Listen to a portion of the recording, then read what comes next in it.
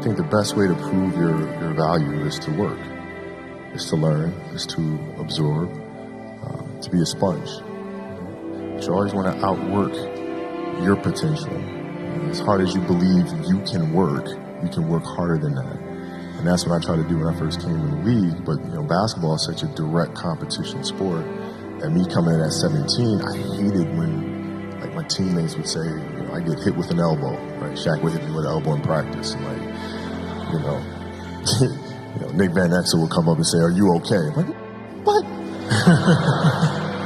Are you okay? What the hell's wrong with you?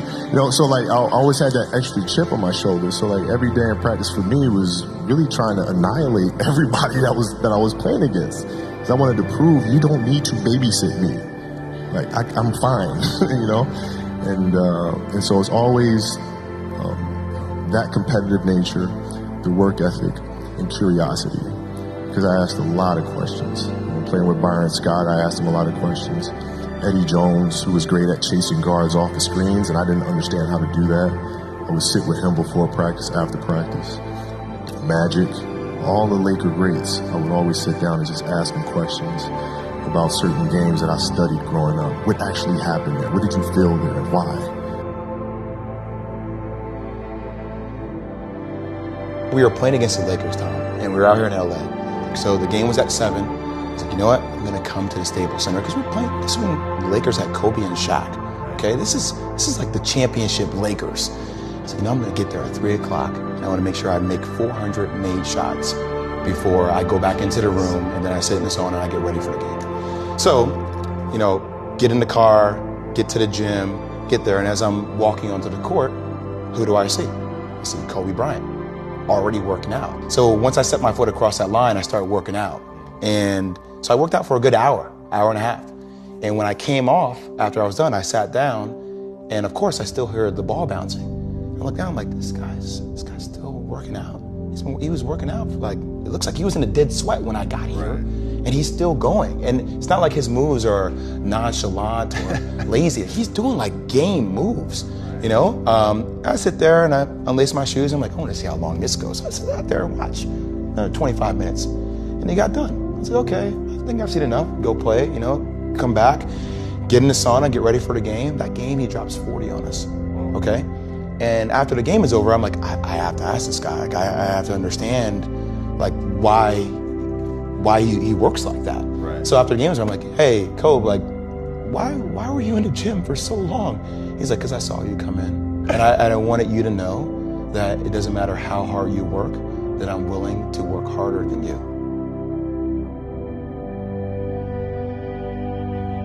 If your job is to try to be the best basketball player you can be, right? To do that, you have to practice, you have to train, right? You want to train as much as you can, as often as you can. So if you get up at 10 in the morning, train at 11, right? 12, say 12, train at 12, train for 2 hours, 12 to 2. You have to let your body recover. So you eat, recover, whatever. You get back out, you train, start training again at 6. Train from 6 to 8, right? And now you go home, you shower, you eat dinner, you go to bed, you wake up, you do it again, right? Those are 2 sessions.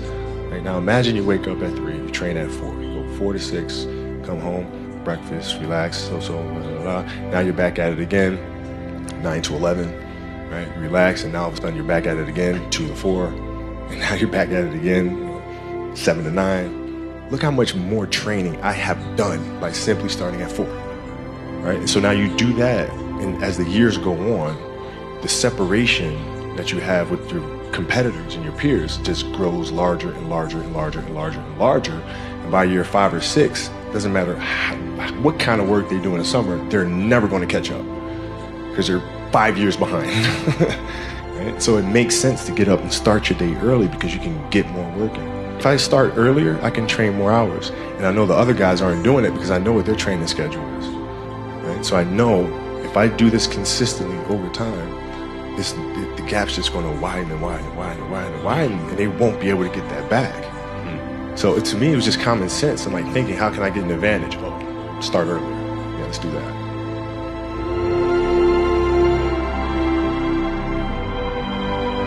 How do you develop that, or where do you learn that from? Well, I think it's just a matter of what's important to you. what's important to you?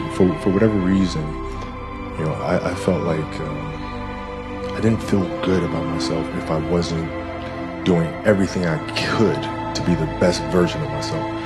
If I felt like I left anything on the table, it would eat away at me. I wouldn't be able to look myself in the mirror. And so the reason why I can retire now and be completely comfortable about it, because I know that I've done everything I could to be the best basketball player I could be.